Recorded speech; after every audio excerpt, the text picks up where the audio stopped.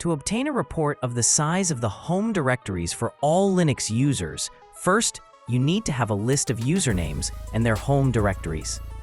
In the first step, I create an array called users and store in it the output of the grep and cut commands. The grep command filters all records in the passwd file whose entries end with sh. All shell names, such as bash and zsh, end with the letters s and h.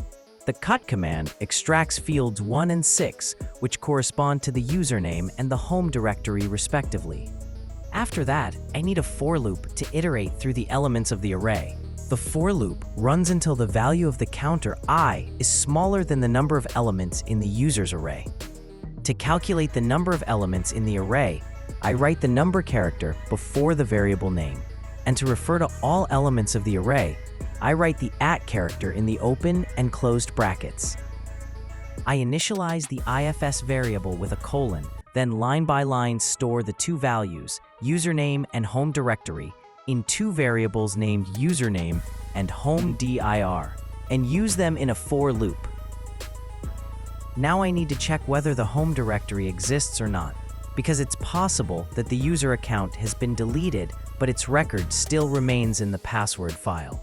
If the directory exists, the du command is used to calculate the size of each user's home directory, and a message is printed showing the username, the home directory path, and its size. Otherwise, if the home directory doesn't exist, an error message is printed. Grant execute permission to the file with the chmod command and run it. You'll see that the home directory of user1 doesn't exist because I previously deleted its user account, but its record remains in the passwd file.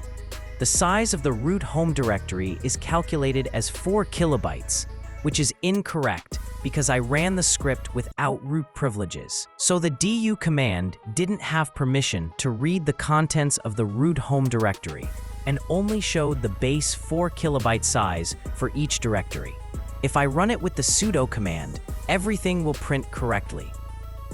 I hope you found this video helpful, and I'd really appreciate it if you subscribe to the channel.